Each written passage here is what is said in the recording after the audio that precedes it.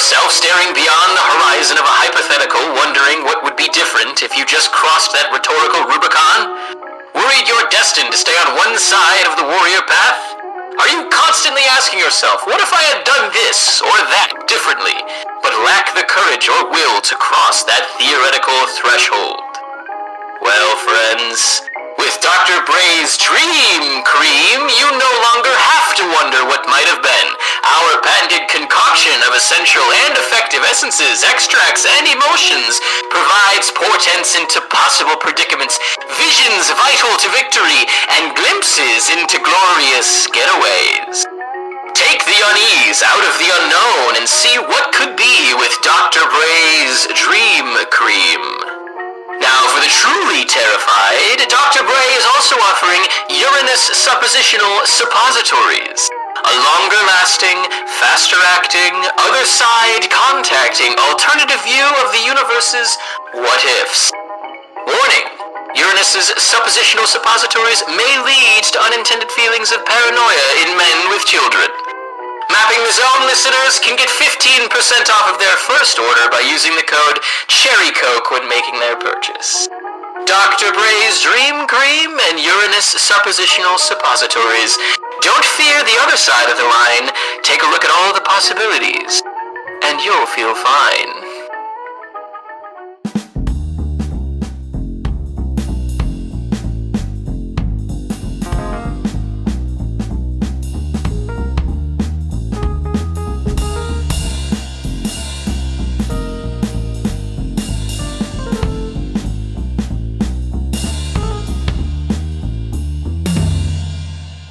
Hello, and thank you for joining us in Mapping the Zone, a podcast dedicated to informal discussion of the works and context of Thomas Pynchon. My name is Cody. I am one of the co-hosts.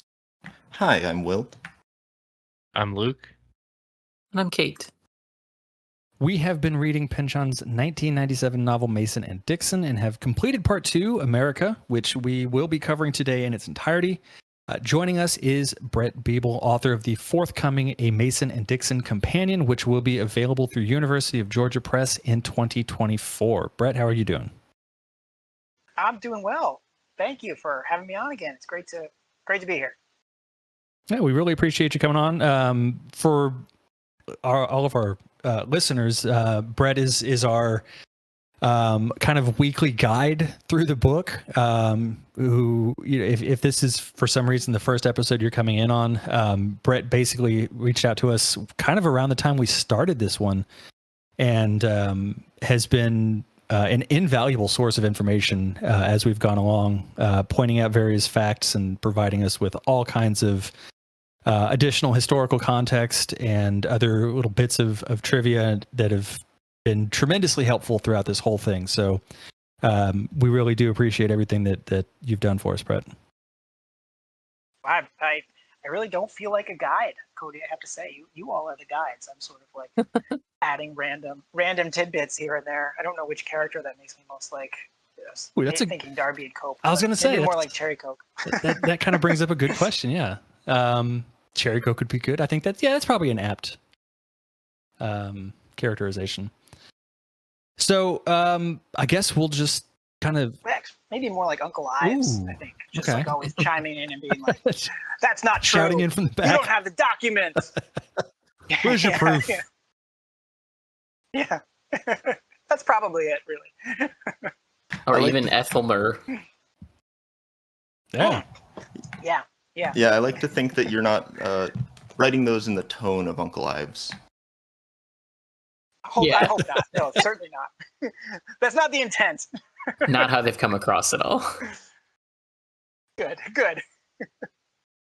So basically for this episode, kind of like we did for our part 1 episode with Brett, this will just be kind of a loose question and answer and discussion kind of thing. We've already gone through, each of these sections of chapters and provided our summaries and our breakdowns and all of our thoughts on those. So this is more of just kind of a overarching discussion on everything in the book at this point. And we could certainly dip our toes into the pool of part 3 a little bit. So I guess to start, Brett, I wanted to ask which character that is not Mason and Dixon is your favorite and why? Oh, that's a great question. There's quite a few. I guess small characters. I like the werebeaver. I mean, just because that section is so great. Yeah. I suppose I have a special affinity for the sort of mad characters, like quote unquote mad characters. Zhang and Halagast. I think others fit that mode as well. Tox, Timothy Tox. Just the characters that are sort of by turns crazy, radical, prophetic.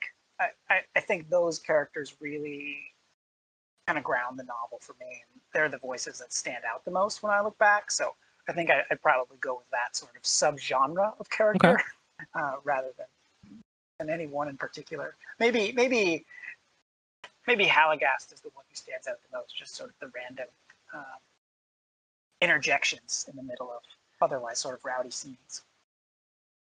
It also seems too that like those characters who are somewhat mad, like Halagaster, I guess I'm thinking primarily of Zhang, through the course of the latter half of the America section, are the ones who kind of prompt the most thoughts from the reader beyond just sort of the action that's happening on the page. Like a lot of the thematic content on drawing lines and the difference between Eastern and Western philosophy, and whether or not what Mason and Dixon are engaging in is inherently bad in some kind of a cosmic sense, come from those characters that are a bit crazy or a bit outside the lines as far as the way that they think and talk compared to the other characters. So they also drive a lot of the action, I think, too, which makes them compelling.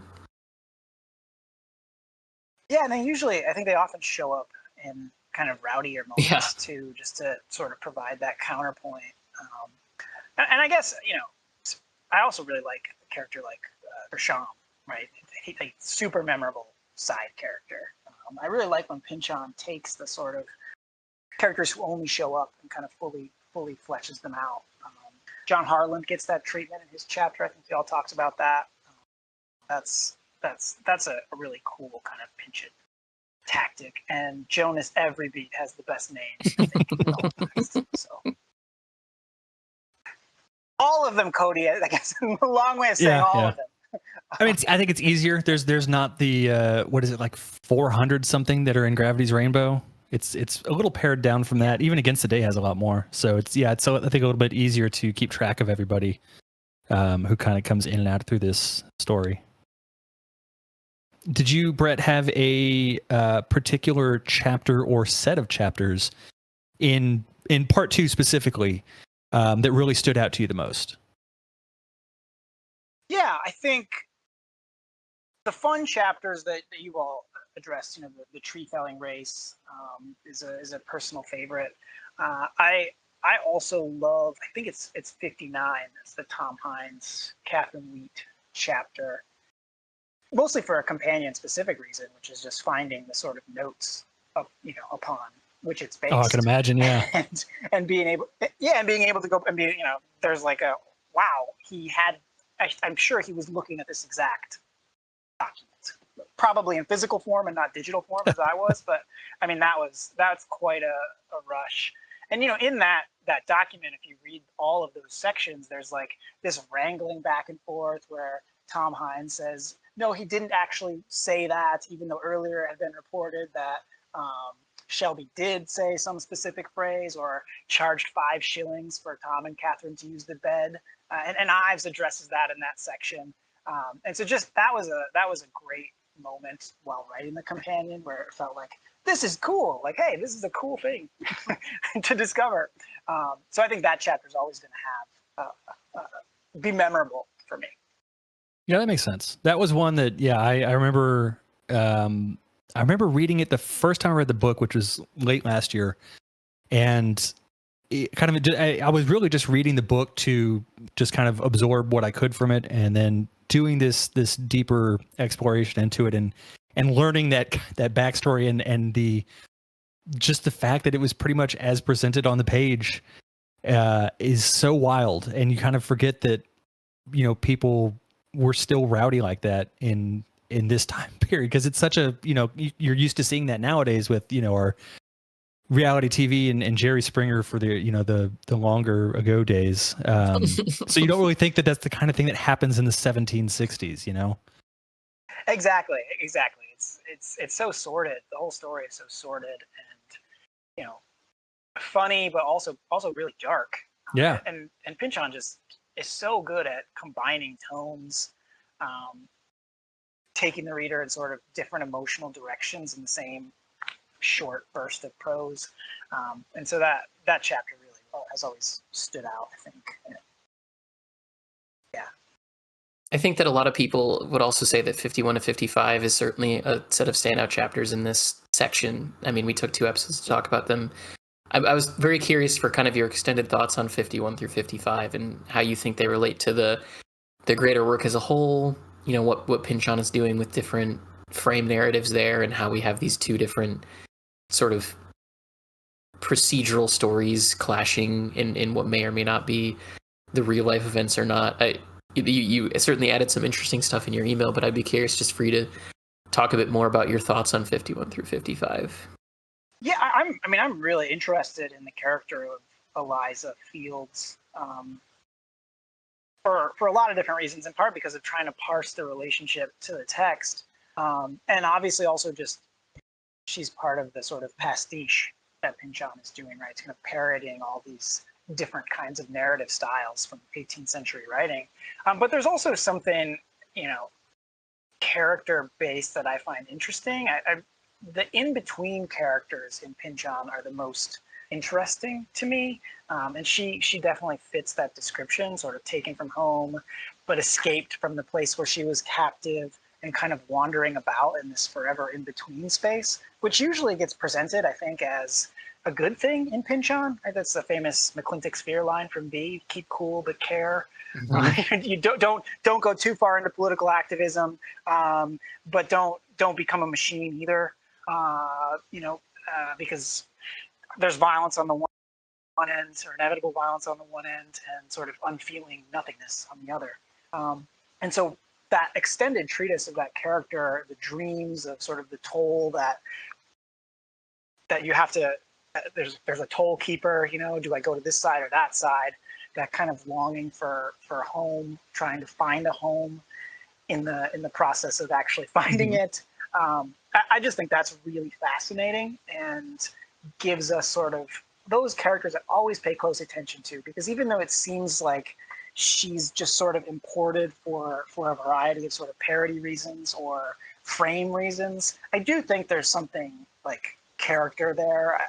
There's never an answer in Pynchon, right? But she seems like the closest to maybe a hint at an answer, that finding some value in that sort of situation where you're neither a character even in one story or the other, but in different stories at once, is something that readers should pay attention to. That's the sort of like equipment for living, I guess, that Pynchon gives me. So those characters are always the ones who stand out. I don't know if that makes sense as a reaction, but I'm definitely drawn to her character and in that moment, as much as to the sort of like formally inventive stuff that Pynchon is doing. Yeah, that absolutely makes sense. I was wondering if you had any specific theories as to why she does dominate such important chapters, to the extent that she takes the frame, and yet she just does disappear. Even Zhuja reappears later, and she is not mentioned again. Do you have any thoughts on that? Yeah, I mean, other than the comparison to Slothrop, right, who does the same thing, although he was the character for much longer. I think it must have something to do with that sort of longing for. She's not at home in this story anymore. Sure, yeah. Right. And there's everybody maybe sort of acknowledges that by the fact that she doesn't reappear, and even Mason says, she doesn't look like Rebecca after all.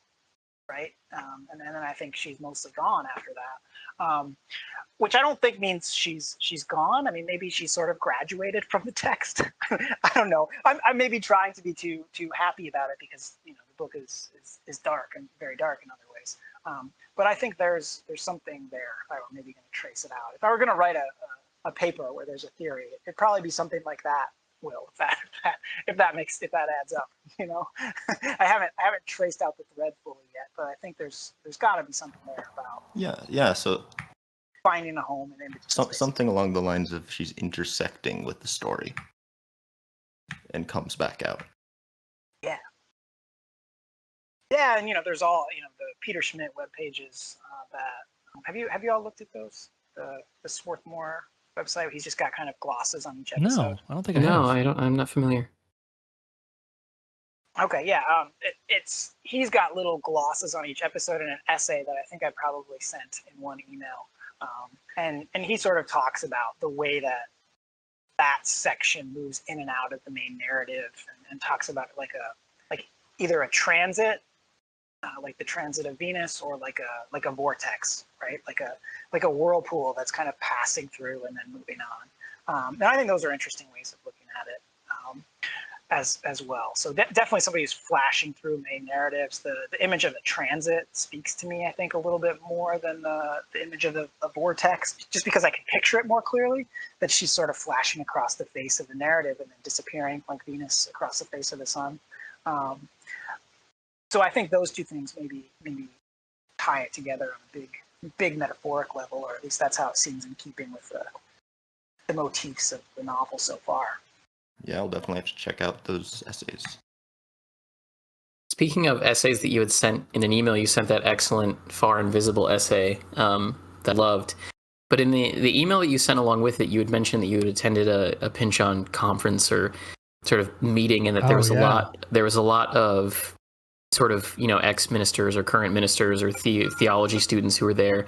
I'm curious if you got any insight as far as what their attraction to Pynchon was, and just sort of what thoughts they shared with you while you were there. I know this is kind of anterior to Mason and Dixon, but I've wanted to ask you about it since that email. No, it's great. Yeah, it was mostly theology, not theology necessarily, but religious studies or theology students, or grad students, and young academics. So I was on a panel with somebody who's talking about sort of the Gothic in Mason and Dixon, and that was he was a religious studies student in Scotland. Mason and Dixon has so many references to religion in early America.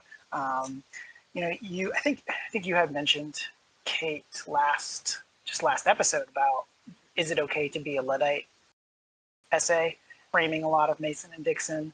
And there's a lot of those, like the disappearance of religion and the entrance of science creates sort of a new system of worship. The deism stuff in the text, right? Trying to combine the two. And that's very much sort of the start of a rational scientific worldview. And Pynchon is so attuned to what that misses. Yeah. Right? Yeah. I mean, he's so good at that. He's so good at figuring out what that shift leaves out, that I think there's an attraction, especially to people who care a lot about religion and how it's been articulated over the years, and maybe even people of faith, or at least of a certain kind of faith. Yeah, I think you're completely right about that. I think that potentially some of that was my attraction to his writing when I first started to like really get invested in it, but I don't think I was quite able to articulate why until you had sent that article. So I appreciate you sharing that with us. Oh yeah. I thought that was a great article. I was really glad to the person who sent it to me. And I think that's some of my attraction too. I grew up Catholic, right? And so that I had very, very vivid memories. Oh yeah, me too. I was. I think I could probably. I was right there. I grew up Catholic as well, so that stays with you.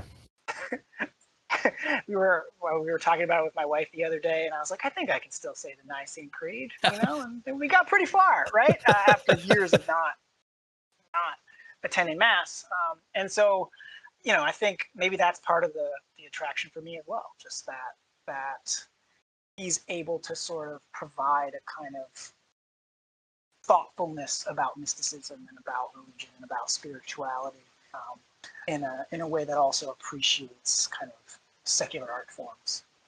So, yeah.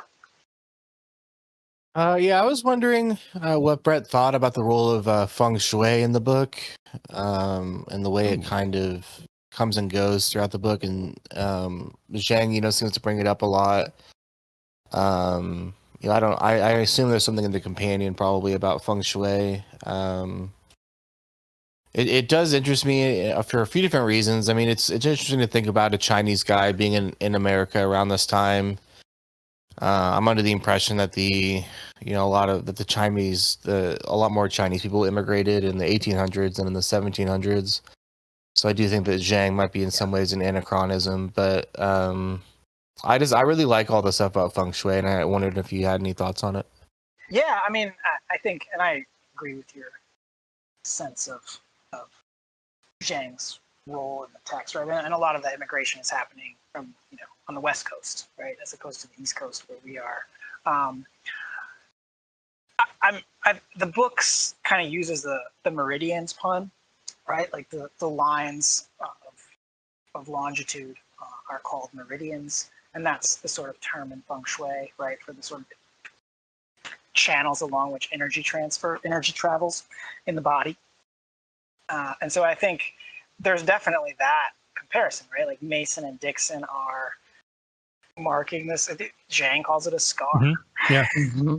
across the land, and it's like it's a conduit of force, as Emerson always talks about those straight lines as conduits of force, but a different kind of force than naturally sort of flows there, right? It's this kind of created artificial force. And so there's a tension there, right? And I think it also connects to the sort of like Mason's experience in the cave, right, where he's sort of for the first time appreciating Earth's natural energy as opposed to looking at the stars. So there's that as well, that kind of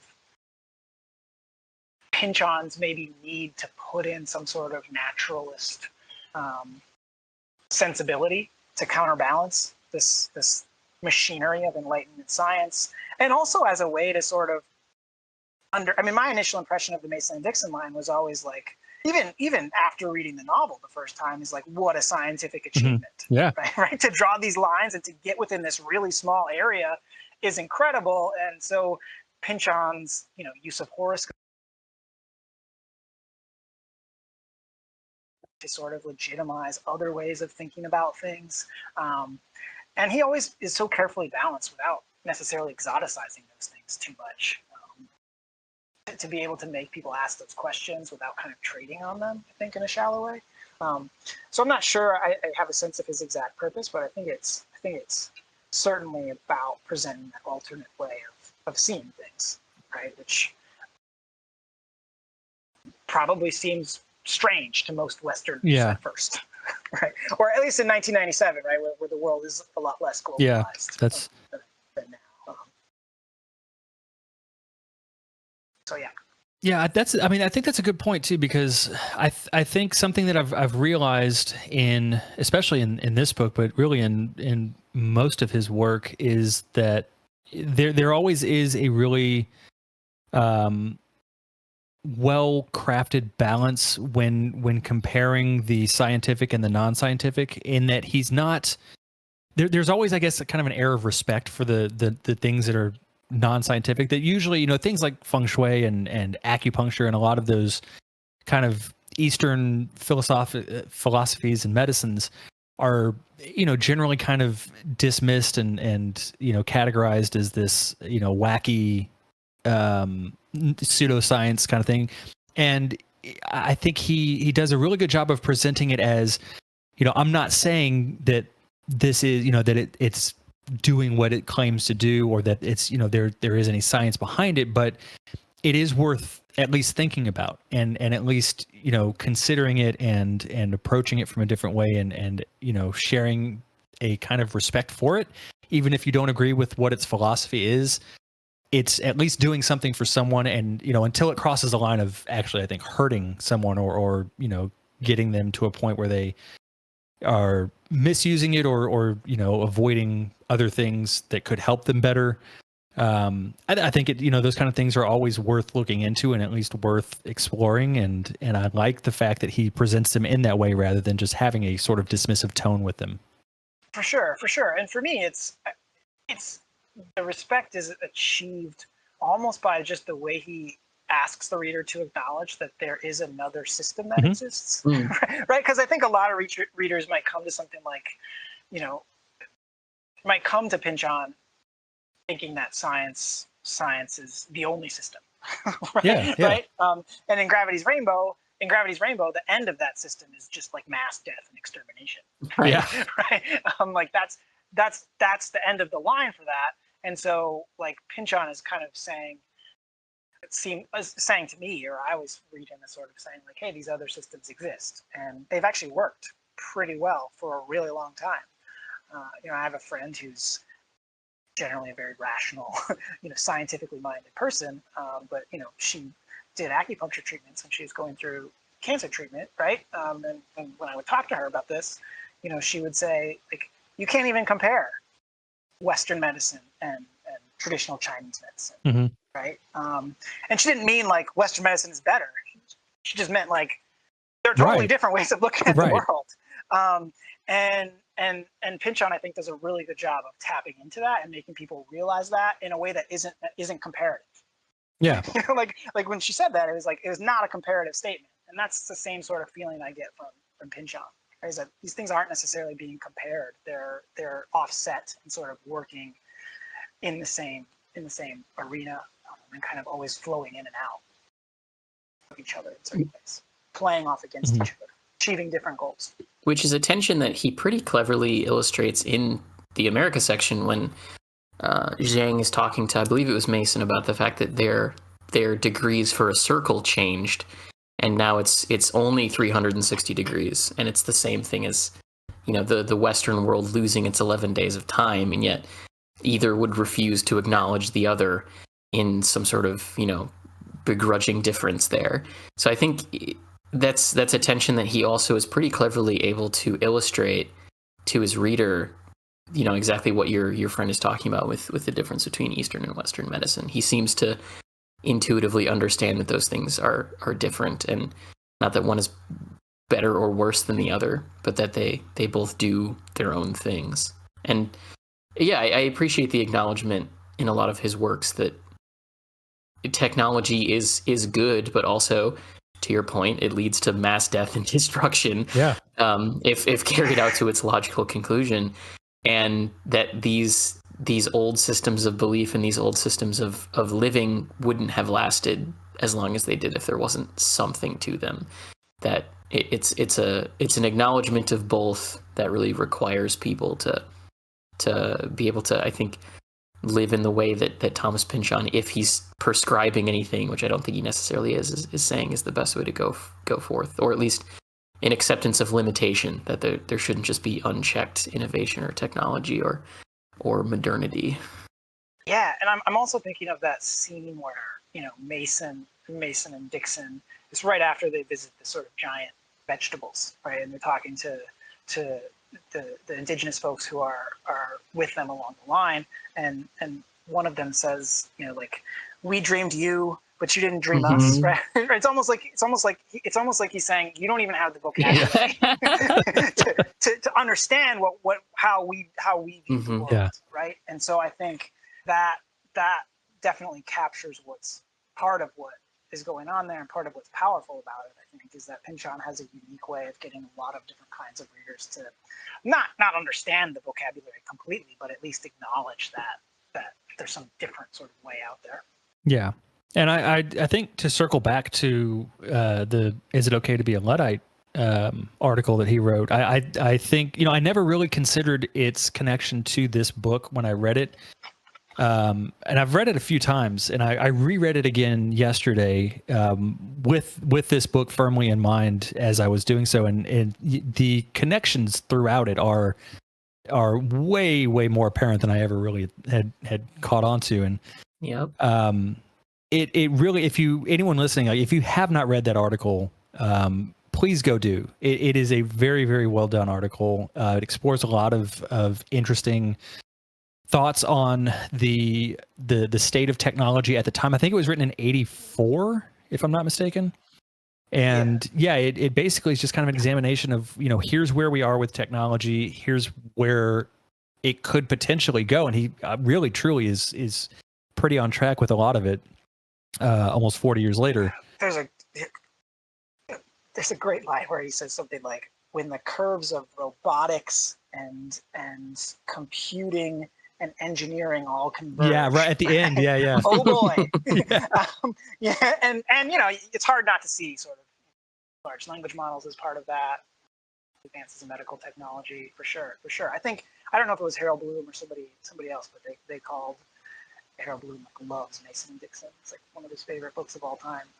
But I think he said that the book is a 773-page extension of Is It Okay to Be Luddite? So you're exactly on it, right? I can definitely see that. And I think that, like, to a certain extent, even beyond Mason and Dixon, I think Is It Okay to Be a Luddite contains a lot of very important set dressing for how Pynchon uses technology in a lot of his books, not just in Gravity's Rainbow or Mason and Dixon, but also, in the paranoia of Inherent Vice, and how that book ends with Doc, looking at DARPANET for the first time and understanding what that's going to kind of build into, or all of the uses of technology in Bleeding Edge, certainly, and where those things lead, and how that begins to change the arc of humanity if it's brought out to its most logical conclusion. That kind of stuff is all over his work, and it seemed to have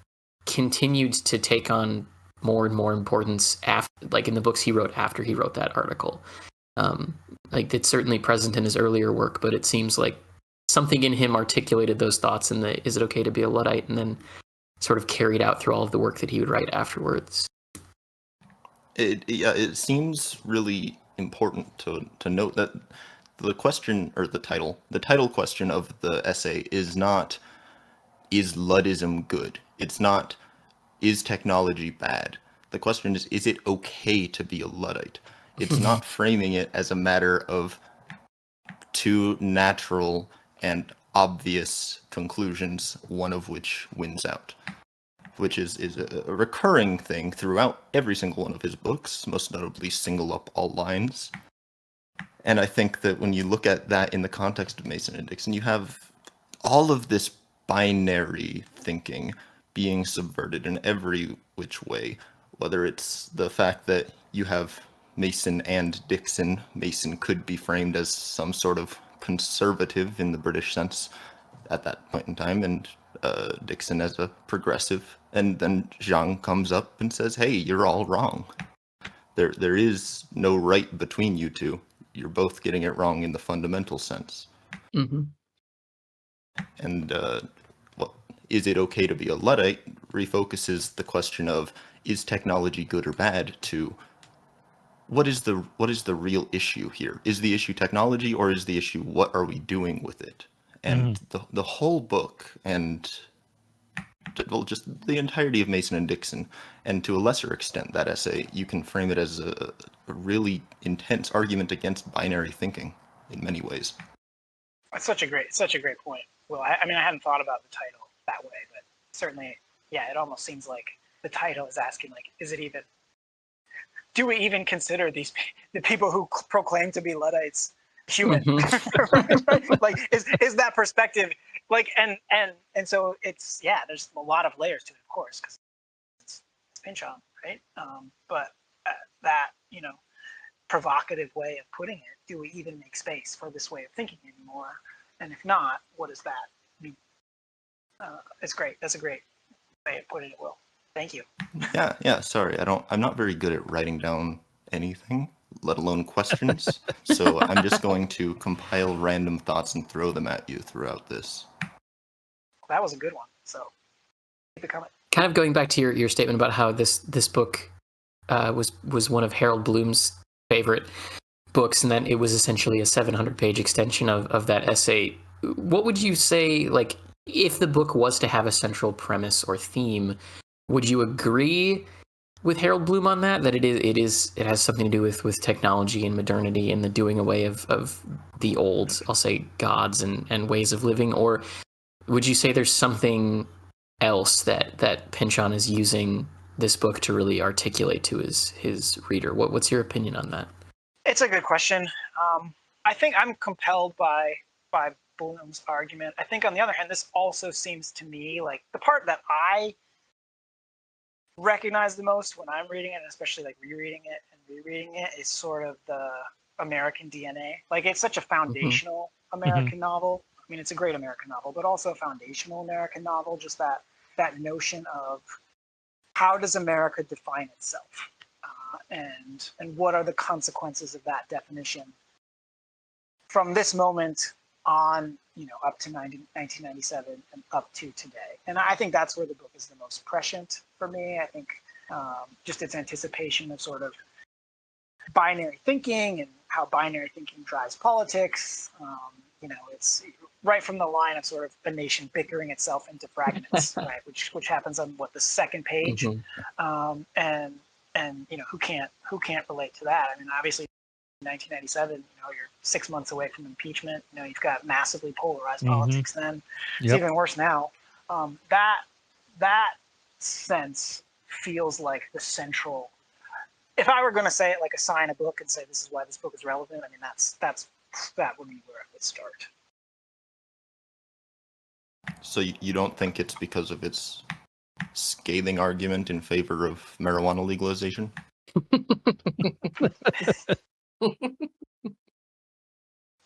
That fits, right? Sure. He won that one, right? We have Pynchon. Yeah, I think so. Yeah. I'm coming from Illinois, so I guess that's what I mean when I say legal. Yeah, every state that's legalized this has had someone waving this book on the steps of their state house. That's what did it. They're like, oh look, he's got the right book. We're gonna do it. We have no choice. All the people walking around with ampersand shirts. Yep. Yeah, the state fair preachers talking about giant vegetables. Yep. So this is something we've already kind of touched on a little bit here and there. It does. I'm going to say something that I meant to bring up last week, actually. That was inspired by something Kate said 2 weeks ago. Kate linked the giant vegetable part, in I think 66 to 70, with the promised land from the Bible. And one thing that I've noticed in this book is that the further away from civilization we get, the more kind of mystical things get. We get a lot more Kabbalah references, a lot more references to as above, so below. The Old Testament references seem to kind of get more and more numerous. I'm not sure if I really have a question here. I don't know if you had any thoughts on that, Brett, with like the movement away from civilization, and then kind of how that seems to it seems to kind of be linked to America as the promised land. Like the further away from civilization they get, the more promised land-esque things get. I think my thoughts are yes. Yeah. Yeah, I agree with you. And I think, I guess what I would add is that there's also like a weird element of return.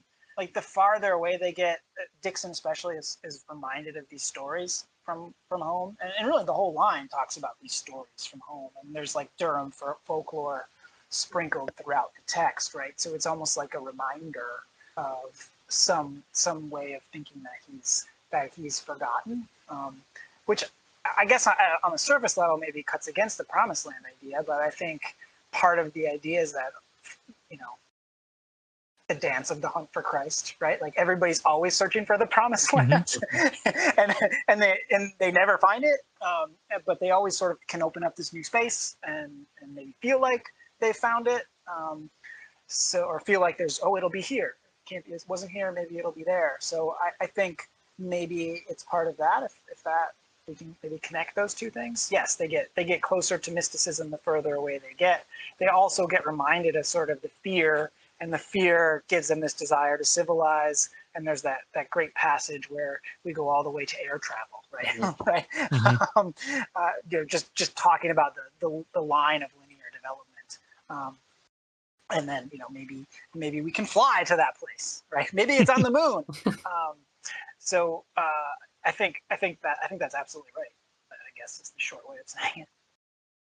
Yeah, I think because I remember earlier in part two, or not early, I think it was like midway through, where they were talking about how America was supposed to be sort of an Eden, and so I guess you could kind of back it up and look at it as, the deeper they get, or the further west they go, they're getting closer to touching that sort of Edenic area that hasn't been corrupted yet, and so maybe that's kind of its way of kind of inhabiting them for a moment and giving them a sort of feeling of touching that unknown and that mystic sort of paradise that could be but can't because of what is essentially going to happen as the line or as civilization moves that way. Absolutely, and I think you all did a great job talking about the Vinland saga, and I haven't gotten to the ice shirt yet. I'll get there eventually. I feel like I had to mention that in case people are playing like a drinking game podcast every time the ice shirt gets mentioned. But like that's definitely provides a different dark perspective on the American, right? That's a really super dark story. Yeah. And so it makes you the promised land on one hand and also a cursed land on the other, right? The narrator Cherry Coke, or that sort of ambiguous authorial presence, talks about Gloucester as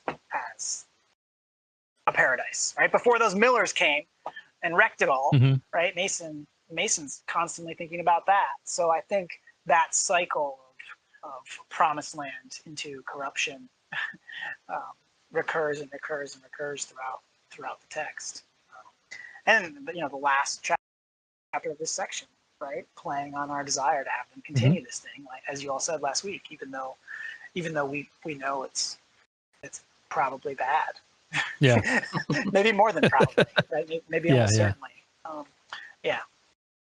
So one of the things that, as with all Pynchon novels, really, one of the themes that comes up is paranoia, and in this case, we get a lot of glimpses into Mason and Dixon and their concern that they are essentially pawns in a larger game, that they have no control over where they're going and what they're doing, and that this is all sort of, there's mentions of predestination and whether or not they have any control over their own fates.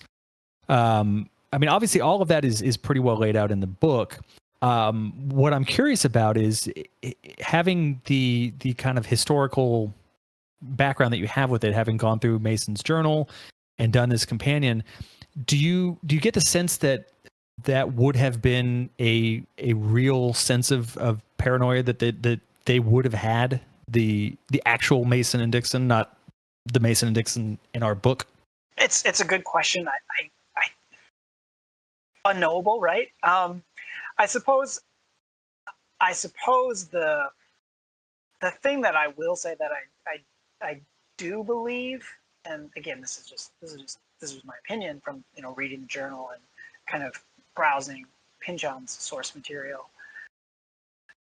I do think that Mason knows who's going to be seeing this journal, right? And that influences what he writes in the journal, just as everything we write in an email to our boss. Yeah.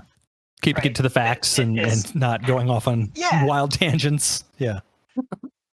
Is in some sense a performance. So, I certainly think he's at least some part of him is performing in that document. And sometimes he's performing the role of dutiful astronomer and sometimes something else. And maybe sometimes the performance slips, right? Like that description of the cave.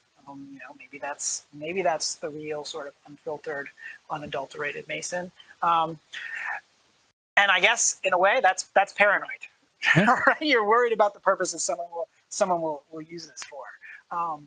So I think that's the part where I would say if there's a kernel of truth to the portrayal, it's that. And I do think that the real Jeremiah Dixon and the real Charles Mason were certainly concerned about legacy. I think everybody is, right? Especially when you're performing this kind of work. I think Mason in particular, because this is a guy who ran with the inner circle of the Royal Society, and he was early career assistant to the Astronomer Royal, and he doesn't even have an FRS after his name, right? He's not ever named a fellow of the Royal Society. So you have somebody who's clearly a gifted scientist, who clearly has been around the right people, who has this sort of honor, or at least what I think he would have seen as an honor, denied him. I think that must have created some dissonance within this historical person. And Pynchon certainly layers that out for us. Yeah, I kind of, and I got that impression too from, when I finally started going through the Mason's journal while I was reading this, which, again, thank you for sending that over, because it really adds a whole new layer to reading the book. But specifically that mention of the cave is so almost out of left field in the sense that it's just not, it doesn't fit with the rest of what's been happening in the journal. It's all been so just matter of fact, here are my results from my measurements. Here's what we did during the day. And then all of a sudden you get this really well-written short paragraph of a description of a cave. And then it just goes right back into measurements and daily notes and things of that nature. And so I can't help but think, I think as we mentioned at that part in the book that, Pynchon would obviously have glommed onto that and expanded it in the way he did. But just, I think seeing it in the journal itself amid all the calculations and the star charts and the notes and everything is just so interesting. Yeah. And I love that that's one of the things I love about this novel, this Pynchon novel in particular, is that with close study, like one of the fun parts about the companion was getting a decent grasp of the constellation of source material that Pynchon used, and just like being able to see, because by the end, he was mentioning stuff, and if I couldn't find it, there was a certain pattern of fact where I would just say, like, I bet he has an archival source somewhere. Yeah. Right. For this, because he just does that so consistently throughout the text, is that takes stuff that's true and embellishes it, or fills in the gaps, or expands on it. And I think that's different than even Gravity's Rainbow, which is, he definitely has a lot of historical source material, and Byron the Bulb and that super famous section has a lot of historical truth to the kind of background of it. But I think he just does that very, very consistently in this text. And the constellation of material is maybe a little more manageable than the constellation of Gravity's Rainbow material. So I love that process of being able to be like, okay, I can imagine how a human being could get familiar enough with this research that they could pull on these facts basically at will, and in a way that's this artistically sophisticated. Did getting that close to the constellation of source material, as you put it, change sort of the way that you view Pynchon, or expand like your I guess thoughts of understanding about the man or his writing style? That's such an interesting process to, I would imagine, be a part of, to get to see that kind of unfold as you were writing the companion. Yeah, I mean, absolutely. It's I don't want to say that it makes him more accessible, but that I can imagine how a human would do this. Right. And that's not something that I mean, when I read Gravity's Rainbow, I'm like, I have no idea how a human could do this. And maybe that would change with like super close study. But there's that element of like helping to see this person as a person who was like living life while writing this. Yeah. right. That doesn't sound profound at all. But I think that's because when you realize it, it's hard to have a vocabulary for it. It just kind of hits you that, and then suddenly you understand him as a human and not as a name on these incredible books. Right? It's like incredibly accomplished literary career. Yeah, I'd imagine that's a really cool experience to kind of go through. Yeah. Yeah. Absolutely. Just finding the stuff. I mean, even the like very simple stuff, like like the thing from last week's episode, right? And I think I can't remember if I sent Cody an email, but just like the driver's lash that Dixon uses in that very famous confrontation with the Baltimore slave driver. at this Pynchon conference, a guy named Sean Carswell, who's just really cool writer, Pynchon scholar, told me that he saw that at this museum in outside of Durham, and apparently there is an old Dixon family story about Jeremiah and the Baltimore slave driver. Right? It's like that sort of stuff, right? And just getting a sense that this writer was this close to the source material to be able to take all that and see how it fit together. And in some ways, it makes the book more approachable.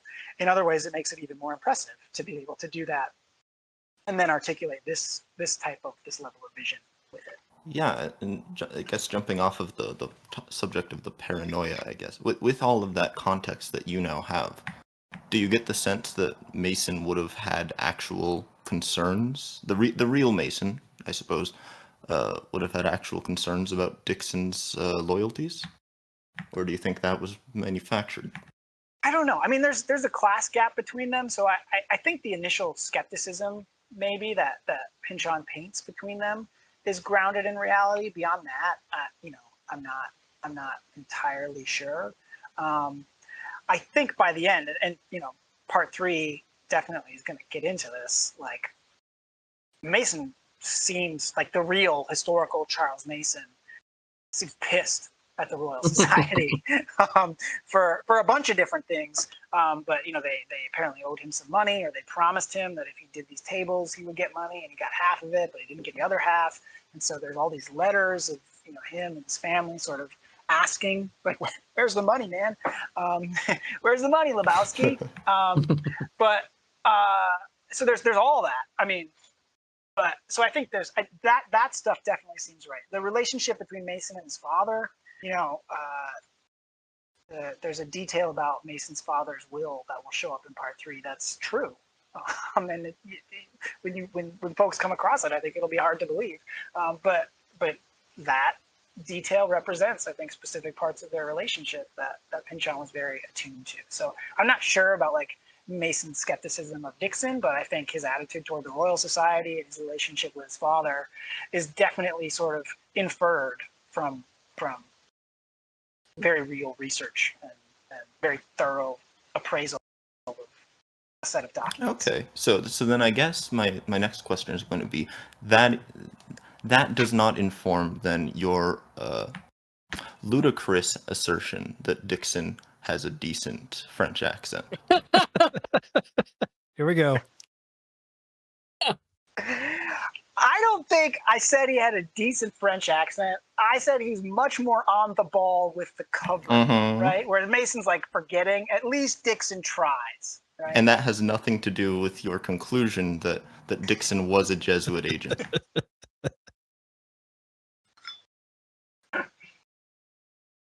Nothing. No. I'm trying to decide how firm I should draw this pretend line in the sand. Yeah, that's probably far enough.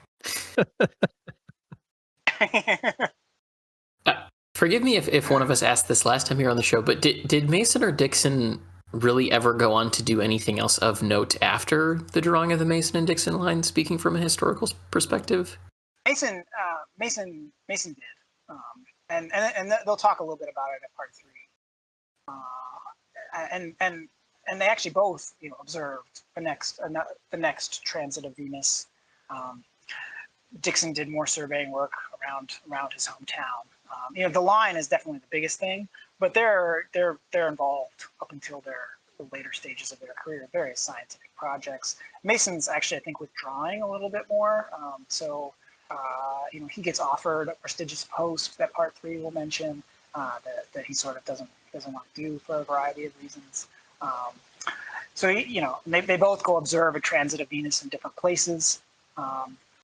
So they are doing stuff, just nothing that will rise to the level of this much fame or infamy, I guess, depending on your perspective. Well, and that's that's a good question, and I think it brings up. I think we talked about this on the last episode, or maybe the one before. But reading this and knowing everything, and not to say by any means that this is a history book, but it is certainly filled with enough actual history and through, reading the book and going, through the Pinch-On wiki and all the emails that you've sent over to us, I think you get a pretty good idea of the actual history that occurred here. But it's really sad that the work they did that at the time was really and truly very important has really, in a way, kind of been relegated to the kind of, less known parts of history. And, most people, when they think of the Mason and Dixon line, it's just, it's the line that separated the North and the South in the Civil War. And it's, and I'm guilty of that too, up until pretty recently, having read the book and taking the time to really learn more about it. And, especially given the novel explores the idea of the importance of history and how history is preserved in its telling, that, they put so much work into this, and it's essentially just kind of a B-side in American history at this point. Yeah, it's I always think of those lines on the highway. Mm-hmm. They're just highway somebody lines, paints right? them, but somebody paints them, right? Yeah, exactly. And what they're doing is very, very, very complicated, difficult work. But I mean, that's a big part of the experience of the book, is that realization of like, holy cow, these people drew this this Mhm. line, and imagining how they do it is really, really powerful, and how that experience might have changed them, and how what they did gets changed by history, right? Which definitely ties into all the book's conversations about free will, determinism, and all of those kinds of things. So yeah, I mean, I think you're right on. The last question I have written, I have other questions that are bouncing around in my head, but the last question I have actually written down in preparation for this, given the number of connections between Pinch-On's characters and his universe, we in this book we have a Bodine that appears, as you mentioned in if not in last week's episode, but the week before. Ice the Ferryman is a distant relative of Gabriel Ice in Bleeding Edge. Do you get the impression that these works take place in a sort of alternate Earth in which we have a sort of different presentation of how things are, and that all of these characters are used to kind of interconnect each of these stories? Personally, I think they're sort of just Easter eggs. I'm with you. I agree. I don't think you're wrong. I don't think that perspective would be wrong. That they're all connected. And Pinch-On is constantly reassessing history, and these characters are sort of some of the mouthpieces through which he reassesses history. I think for me, it sort of feels like a nice in joke for your loyal readers, right? Part of the performance of being Pinch-On, maybe. But maybe there is a deeper purpose. It is fun. It's really fun to trace out the possible connections between Fender Belly Bodine and Pig Bodine, for example. And I think that's a kind of fun side pursuit. If somebody wants to trace out like the theory that they're all part of some interconnected universe, I would love to read that essay. Like I would. I don't have a lot of interest in writing it. Probably close to zero interest in writing it, but I would love to read it. So whoever wants to take it on, it's something that came up. I saw it in one of the read-alongs on the subreddit. Someone brought that up. I don't remember which part it was in, but it got me thinking on it. And I just don't think there's any concrete evidence that really links them together. I think you're more accurate in that they're just kind of Easter eggs, and it's just these characters that pop in that are fun to think about their relation to other characters in there.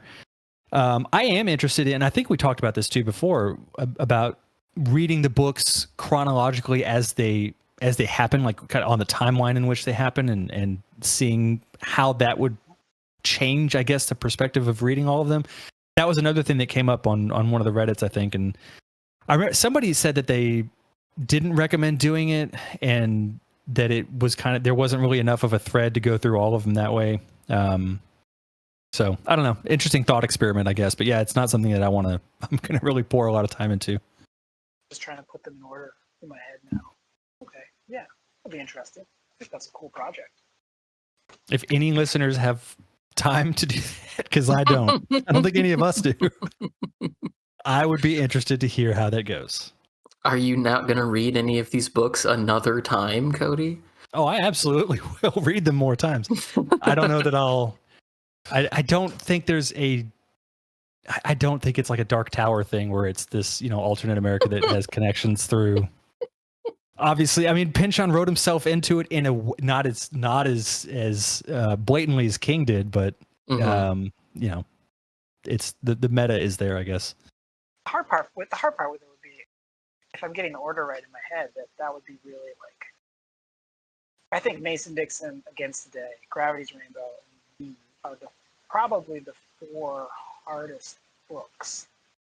Yeah. Yeah. You'd be really front loading your labor. Yeah.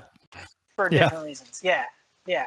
And then you get to the other, and then it'd be what, Inherent Vice probably would be next. So yeah, I mean, it would be an uneven experience in all ways, but chronology. So I don't know. Yeah, I've always interpreted it more as kind of a spoof on the idea of stock characters than any sort of timeline jiggering. Yeah, I like that. I mean, Pynchon's always. I feel like almost every character, is a spoof on stock characters in certain ways, right? Or a lot of the heroes anyway. But those ones especially. Yeah, it's he spends so much time building duplicates of every character just for the sake of tearing them down and pointing out differences. And in this particular case, like Pig Bodine, okay, who is this guy who keeps popping up? He's just kind of self-centered and a Navy man. Okay, that's a character, I guess. Yeah. And he has a very distinctive laugh. Yes. Yeah. Well, I'll jump into my weird questions that have been bouncing around in my brain for the last little while. I want to start with if we were to have the hypothetical wrestling match that almost happened between Zhang and the Wolf of Jesus, who would win that match? I mean, it's hard to bet against the Jesuit, right? Who doesn't he? Zarpazo? I mean, just based on brutality alone and the propensity to probably be harmed. Yeah. Yeah. I don't know. So I would, I think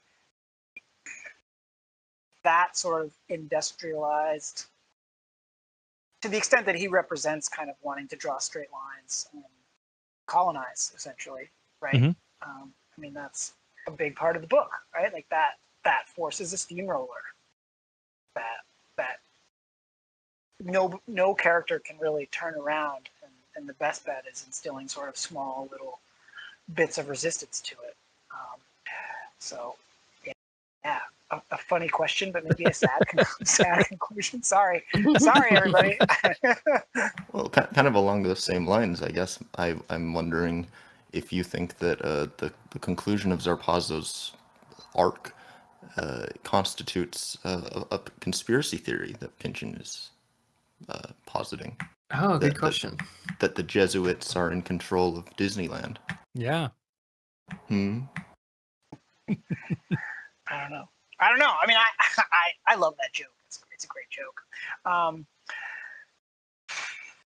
Do I think he has some sort of meaning behind it? I'm not sure what I think of the Jesuit presence in the text. In part because I think there's definitely moments where Pynchon is like poking and making fun and sort of sending up the very like cruel history and the well-documented sort of history of violence perpetuated by Jesuits. On the other hand, there's also Dixon says quite plainly at the end of chapter 2 like the quote unquote real conspiracy of the novel, Sure. right? Which is that there's slaves everywhere and nobody knows.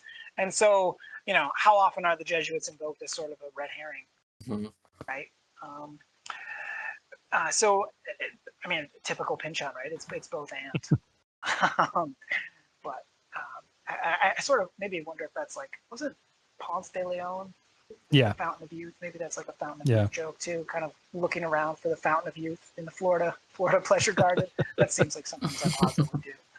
Which is what Yeah. Disney is, right? Yeah. It's a fountain of, Yeah, Fountain of Youth. Wolfkinder. And No, that's a great yeah. connection. There you go. Yeah, We're not thanks sponsored by Disneyland, so it's okay. We can.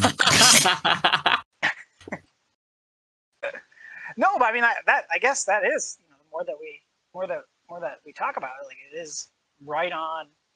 It's a joke, right? But it's right on with some of the big ideas in both Mason Dixon and Gravity's Rainbow for sure. I hadn't thought of the Wolfkinder connection, but that's definitely there. Yeah. To the extent of the research and scholarship and putting together the companion and all the time that you spent reading through all of that material, what would you say is maybe not the most misunderstood, but if that is the easiest way to characterize your answer, then go for it, or least written about or least commented on aspect of this book that you've come across through all of the time that you've spent sort of analyzing it and breaking it down? Does anything stand out as being particularly uncommented on or potentially misunderstood from a lot of people?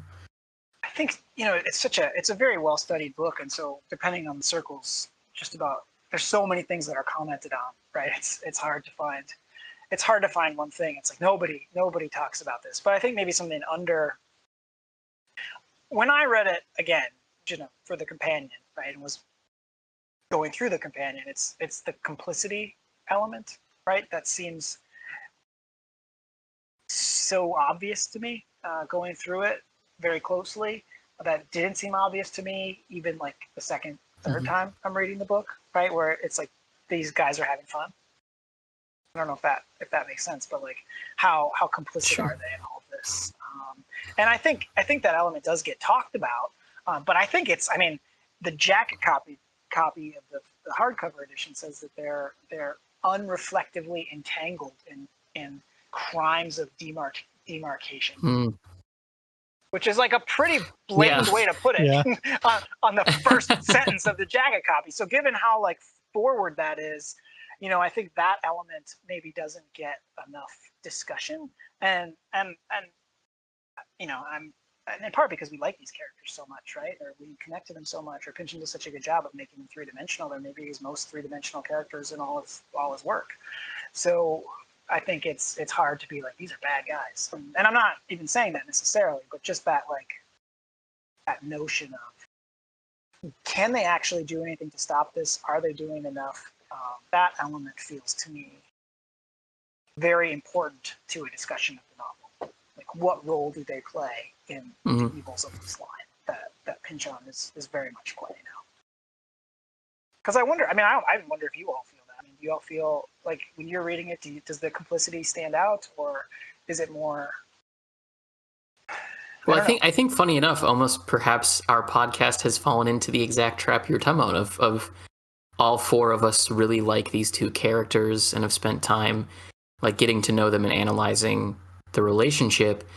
And certainly we've talked about the results and the effects of drawing a line, but I don't know if we've really stopped to consider what degree to which Mason and Dixon have some complicity over what happens. I think I had to pause and think there in response to that answer, because I think you've touched on something that I don't think we necessarily have, but probably should have over the course of reading this middle section of the novel.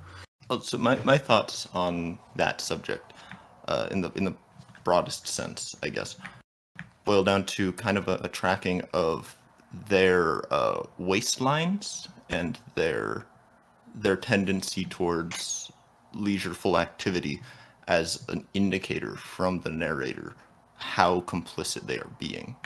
That's something that I've started to pick up on in the last couple of chapters in this read through, and I think that that's how I kind of see it being described in the book in a more direct way than simple illusion. I will say that the jacket copy also says that the turns of their later lives are strange but redemptive. So maybe that's worth keeping in mind for part 3. I mean, that's definitely a thesis that I was sort of thinking about as I was going through the book was complicity versus redemption. Do they come to regret working on this line? What does that say about them? If they regret it after the fact, too late, does that matter, right? I think the confrontation with the Baltimore slave driver gets to this too. I read an article that asked a pointed question about whether, on a practical level, this was achieving something worthwhile, right? Like, it's a super cathartic moment. But what happens to the people who run away, and do they get caught eventually? And do the conditions actually become worse for them, right? Which I think is an important point to make, because we're cheering Dixon on, of course, but there's layers to it, and so I think it's not like one of those Tarantino revenge dramas, right? Like where they come in, and I mean, and I quite like Inglourious Bastards, but after the second and third time that trick gets pulled, right? Where the heroes come in and stop the historical atrocity with a reign of violence, and everybody feels okay at the end. Like, that's not true. So I think that is what makes it more powerful, but also is that, and I read a great article about that, right? So it is talked about, but I think it's maybe undernoted, if that goes back to Kate's. Yeah, that's a great point about that confrontation between Dixon and the slave driver, because really, to your point, it likely would have made circumstances worse for the slaves for having run away. It is a moment of catharsis, but it is primarily a moment of catharsis for Dixon over being upset that he's seen slavery everywhere and has done nothing about it. There's something inherently selfish in that act, as opposed to what a passing glance at the scene would potentially make you think that it is. Well, and at the same time, we have this contradiction in, the attitudes that Pynchon has demonstrated throughout this book and others, that in accordance with Dixon's, Quaker upbringing, the Quakers are very much focused on the idea of voluntary participation and the idea of, really the fundamental concepts that led to the anarchism, the philosophies of anarchism that dominated the turn of the 1900s. And in a way, Dixon, throughout the entire book, has been dragging his feet. He's been trying to do the little things. He's been trying to make people's lives better where he can. He's been trying to push back and fight against the objectively bad people, I guess, if you're going to put it that way. But at the end of the day, it doesn't affect anything. He isn't just, sitting around doing nothing until it all builds up and explodes. Sure, he becomes more complicit as time goes on, and drawing of the line may be something which preserves slavery for so long that it doesn't matter how much he as an individual did during his lifetime.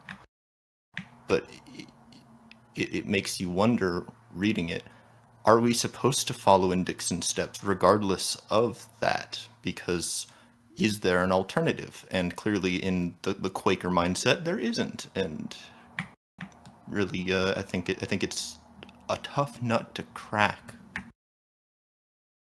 It definitely is. And I think also, I obviously can't speak for either of them, but as the reader and seeing it all happen, the whole slave driver thing was, as everyone's already mentioned, it was cathartic, not only I think for Dixon, but for the reader too, to kind of have that release and finally see something that seemed righteous occur. But I think also Mason and Dixon both probably realized that they, while they were complicit, I mean, they were never really, I don't think, explicitly condoning or allowing things to happen, but I think they also realized that the problem was bigger and more systemic than the two of them could do anything about. Mhm. And I think that's something that Pynchon gets into in his other books as well. That the idea that, one person, how much of a difference can they really truly make in when they're going up against, something as big as the East India Company, or, in the case of like Against the Day, going up against the vibes and the capitalists that are starting to, put their foothold on the map and really start to dominate the people that are living under them, essentially. Yeah, and I think that's a big part of this article that I was talking about. Is just sort of that the space for individual resistance is very small in Land and Pynchon, right? And it's hard to, I don't think you can untangle it, right? Dixon's horse in that section, I think his horse is named Rebel, right? And so he's being a rebel in that moment, but that's also what they called the Confederacy, right? And which his drawing of this line will eventually manifest, right? Like bring into being. Now he doesn't know that at the time, but he's got plenty of warning that this is like, you're up to no good, man, and he seems to realize it directly as well, right? And that's the hard part about Dixon. Mason seems, I don't know, less aware generally at most points throughout the text, or doesn't maybe accede to that idea of sort of like we're serving slaves in the same way that Dixon does. I think Dixon's maybe but we're serving people who want to enshrine slavery, right? Dixon maybe accedes to that a little bit more directly in the text. So I think we want to like him for that, but does that also make him more complicit on some level that he's actually acknowledging this outright at the end of part 2, right? What does he do with that information? I guess we'll see, part 3. But there's all those layers to it that I think are really interesting, and that's along with this notion of America that I think Kate asked about earlier, like that notion of complicity just really makes the novel relevant for me, because they're no different than all of us buying cheap shoes, right? Right? I mean, you can't not. How do you not participate in the system? I live in America, where I live in Midwestern Illinois, and I can't take the train to work, right? So I got to fill up my car with gas, and I got to do all these things. And so, how do we deal with that? Like, that is one of the most powerful parts of the novel for me, is just kind of the reflections on that question, that acknowledgement. I think that's there, and then, but not stopping at the acknowledgement, right? Like, I don't think Pynchon's interested in like, these guys are bad because they did this bad thing. There's a lot of thoughtful rumination on whether they had the ability to resist, what they could have done, whether they can make up for it at some point, whether they can find redemption in friendship, right? It's more about how they cope with that fact of guilt than it necessarily is about complicity. So, but I think it's an important conversation with one of the best parts of it, one of the most sophisticated and awesome parts of the book. Definitely, and it ties back to that McClintock Sphere quote, "Keep cool but care," as well as all of those issues come back to the conversation of the elect versus the preterite, right?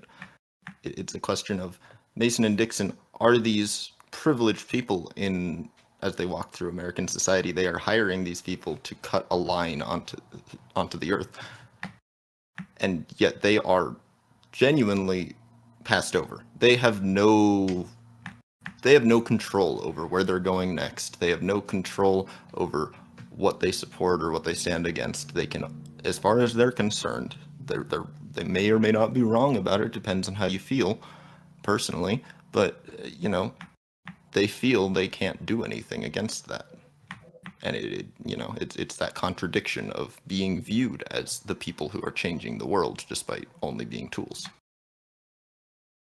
We talked last time about the hypothetical filming of this book, and I'm curious if obviously Will wasn't here for that discussion, so I'd like to get his thoughts on that as well. I was thinking about this the other day, and I think initially, I'd have to go back and listen to that episode, but I think initially I had said that it would only work if it was done as like a TV miniseries. But I don't think. I think the conclusion I've come to at this point, that idea hasn't changed.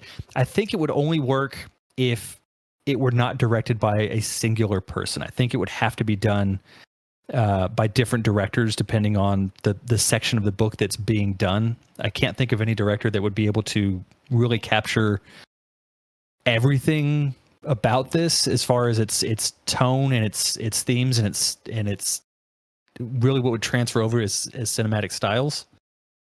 So I think I don't think I want it to exist as a TV series or a movie. I don't think this is one of those things that could be done well enough to justify its existence, but it's a fun kind of thought experiment.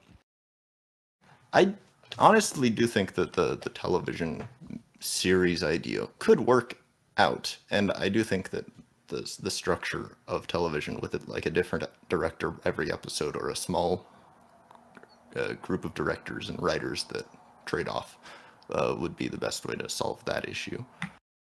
I think that a lot of this book is surreal, but it's not surreal in a way that is unfilmable, and you're not ever going to have a perfect translation from one medium to another, but you could probably make something that gets the broader historical and philosophical themes onto the screen in an effective and entertaining way. Coming so close to the end of it as we have now, I almost feel like Donald Glover would be a good pick for turning this into a TV series in particular. He clearly understands somewhat obscure history, given some of the references in Atlanta that he makes to, in just the openings of certain episodes. He also certainly has an eye for the surreal in a lot of the things that he involves himself in, and he's also got a great sense of humor. I feel like he would be able to really package together all of the elements of this book into a series or a mini series or whatever pretty well. That's a good pick. I think one.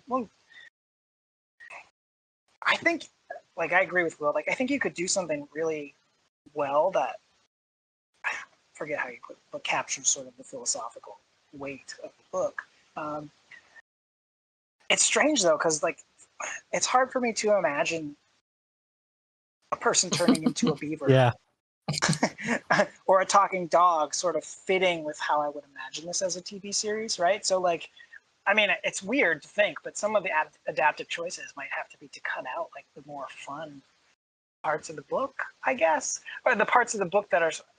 And I mean, I don't know. That would be a hard choice if I were a showrunner. I think as I'm thinking about it, that might be my course, is to try to have the fun be between the characters as opposed to in the more absurd elements. That might be something that anybody would have to consider. That might be the way to make it work, right?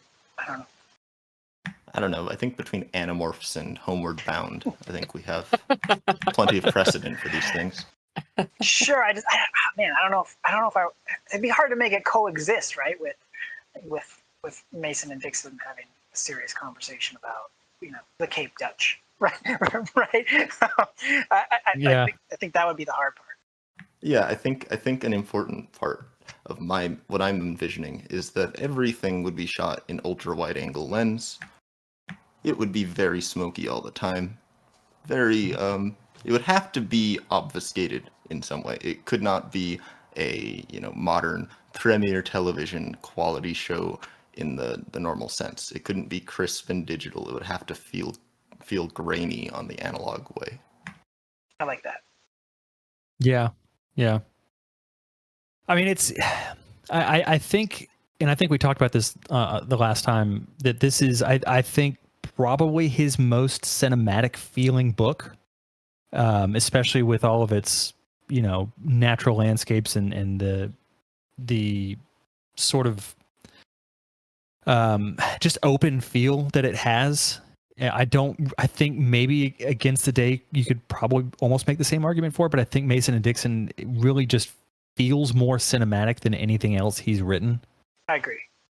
I think Gravity's Rainbow might be a little more cinematic in some ways, but it's also much less able to be made into anything. Yeah.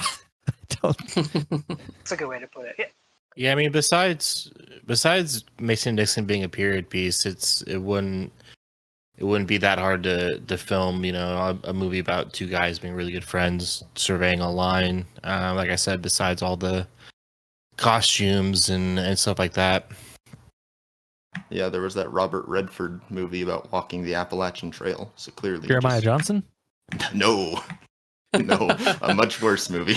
Are you talking Okay. about an adaptation of Bill Bryson's A Walk in the Yep, Woods that thank Robert you. Redford Okay, was I in? haven't seen that. That Thank movie you. is so strange. I don't know why that movie exists. That's funny. Yeah, I think that's the way we should make the movie or TV show or whatever. Did not know this existed. I'm Yep. looking Wikipedia Yep. for it now. Nick Nolte? Yup. It is about two middle-aged and/or old men walking in a straight line for a long time. Mm-hmm. Okay. I mean, I think there's a lot of influence to be seen there, is what I'm saying. Just Pinchon was just reading Bill Bryson's A Walk in the Woods just over and over and over again. It's like I gotta really find a way to work this into my own Spice thing. it up a little bit. Yeah. Yeah. I know how to spice it up. I'll make it a retelling of Mason and Dixon with very dense archival material. If you had to give a why to read this book, Brett, from a standpoint of, you know, why should you read this book? What would you tell people? I suppose it's a variation on what we were talking about when we were talking about complicity. I think the book is a really powerful articulation of the modern experience, the modern psychological experience. And I know that sounds weird considering it's a historic, set in 1760, but that experience of being subject to all of these systems and presumably operating within them with a lot of agency, but without actually a lot of agency, and how to cope with that. I think that's sort of the central fact of 21st century life. And the book helps me deal with it and makes the 18th century come alive in such a way that it becomes a sort of fundamental human question. If that makes sense. How to deal with all the things you don't have control over, and how to deal with all the things you're complicit in on a day-to-day basis. I think the book's a really wonderful articulation of that problem, and it does it without being fatalistic, I think, or cynical. I think Gravity's Rainbow is maybe cynical, maybe cathartic. It's definitely angry. Mason and Dixon doesn't quite feel like it has the same level of bitterness. It feels gentler in its consideration of those questions, and I think that's why I would recommend it, and that's why I evangelize for it, because I think it captures that feeling really well. that's a really good response to that. I think one of the things I've struggled with in telling people about what I'm doing with this show, and when they ask, when I mention that I do a book podcast, and what are you reading, and I try to explain what Mason and Dixon is, or even who Thomas Pynchon is, because in all honesty, most of the people I interact with on a regular basis are completely unaware of him at all. And so when I try to explain that it's this, historical novel that takes place in the 1760s and traces the mapping of that line, but is also written in the same sort of vernacular as that time, I lose them around that point. So I think maybe I need to switch over and kind of give more of that kind of explanation for it. Maybe I can win some people over. I hope so. Everybody should read this book, and it's great. I agree. Yeah. I don't genuinely think Pynchon is for everyone. But I do think this book is a lot more accessible than a lot of people consider it to be. I definitely think this book is worth the effort for more different types of people than other Pynchon efforts, for sure. Yeah, I would agree with that assessment, certainly. Yeah, as much as I love the truly insanely dense and beautiful prose that is throughout the entire book, it is a shame that it is so dense and alienating to the average person when they pick it up, because it is not a challenging story per se. I mean, some of the things it touches on are challenging, but the actual, story makes sense. The actual story is very human and universal in many ways. And yet, for all the beauty, the style makes it really inherently unpopular. Yeah, I think a lot of people see the first page and think that there's just too many apostrophes and capital letters and just give up. If anybody is listening, skeptical, just I don't know, get past the first 50 pages, And if the language doesn't, there's so much time, so much to read, and so little time in the world.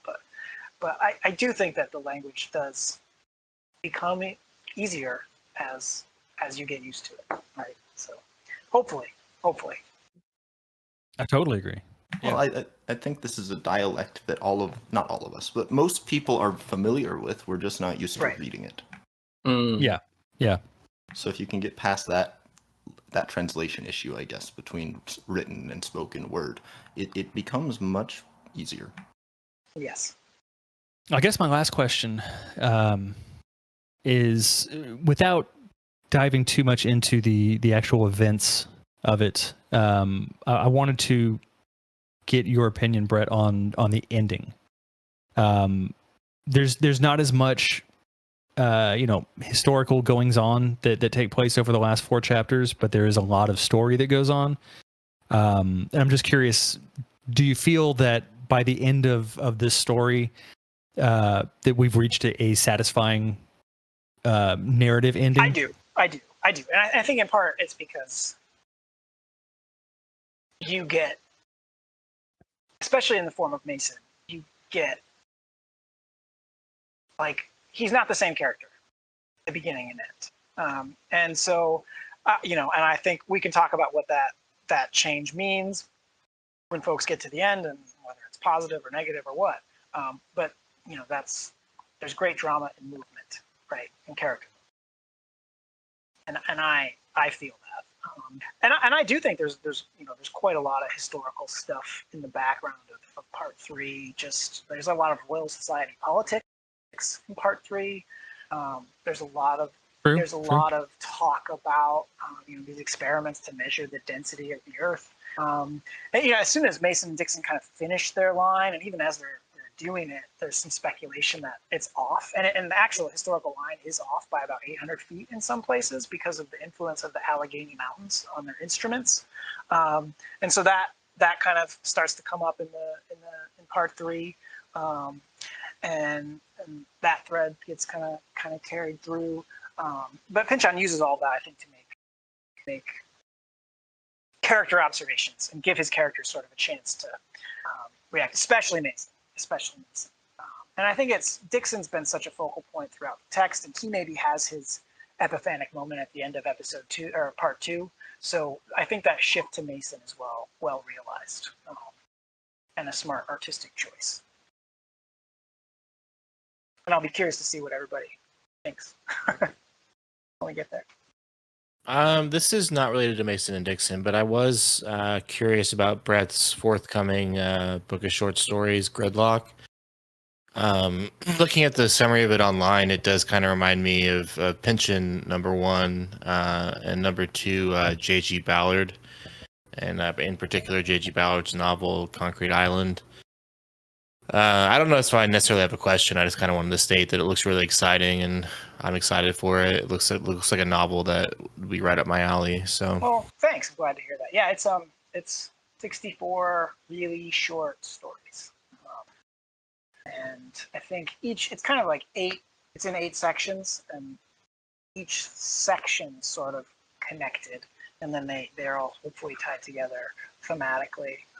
It's not quite as narratively unified as sort of the 2 other sort of collections of short stories. But one of the things I love about flash fiction is that it allows you to be both like really kind of traditional, literary, and minimalist, and also kind of weird and experimental in ways that are hard to sustain over a novel or even a longer short story. So I have a lot of fun with Flash.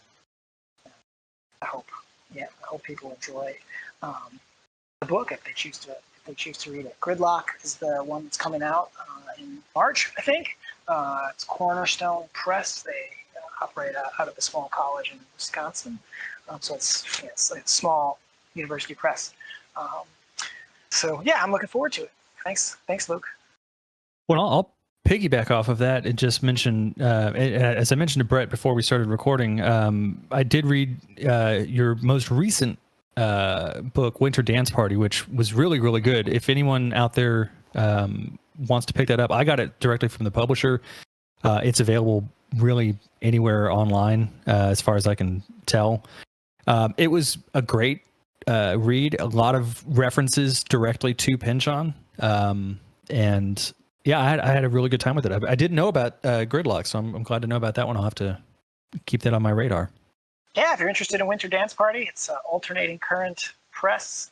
It's a lot about, the organizing thematic conceit is the Buddy Holly plane crash the day the music died. Although the book is kind of a lot about like what it's like to live in a place where a single story dominates everybody else's impression of you, and how people sort of respond to that. So again, short stories, but yeah, and I really appreciate the read, Cody. So thanks y'all for asking about the books and letting me share. Appreciate it. Yeah, well, we really appreciate it. Well, I'm sorry, were you gonna say something? No, I was just going to say, my only question is, how dare you be so helpful without being asked for such a silly little project that this podcast is? Really, It's been great. We appreciate you coming on both times, and hope we can talk to you again soon. I mean, I think you all are doing awesome work, both for the literary community and just in general. I mean, the discussions are great. So part of it is just I think you all are doing a really great job. Also, I just love this book. So I'm glad that people are talking about it in a cool way online. So it's not burdensome at all. It's quite a joy to be able to talk about it with other people who care about it with the same intensity. So thank you all. Yeah, thank you for all the time and the interest. I think I could speak for everyone and say we feel quite blessed with your presence in the emails and on the show, The Toy Times. yeah. I'm blessed to have you all as part of my Friday routine at this point. So thank you for that. I mean it sincerely. It's been great to chat with y'all, and it's been great to be part of the project. It's such a cool podcast. I'm listener for life. Well, I appreciate that. Yeah. It's like we were saying last week. It's weird that we're coming to the end of this thing. You know, it felt like such a daunting book to take on for our second book. And now I don't really want to be done talking about it. But we do have to move on to something else. So, you know, I'm sure we'll enjoy what we do next just as much. I am even more excited about that than the reveal of the new Bachelor. So that's good. Who we're gonna give the rose to? It's got to be Dixon, right? Of course. Why wouldn't it be? That's funny. All right. Well, Brett, again, we thank you for your time and for everything that you've done for us throughout this 5 months, I think, that we've been reading this book. Pretty crazy. I know. I'm really looking forward to when your companion comes out next year. So please, listeners, as soon as it is available to order, I would highly suggest that you do. I think it will make a great addition to anyone reading this book at any time. So go get a copy as soon as they're available, and hopefully we'll be able to stay in touch with you, Brett, and keep talking Pynchon and just other books in general. Always. I love Yeah, that. Ice so Shirt appreciate Reading it. Group. Yeah. I'm in. So, thank you all so much. I appreciate it. All right. Well, thank you everyone for listening. We really do appreciate it. And we'll see you all next week to talk about the last 4 chapters of this book. Bye. See ya. Bye. Bye.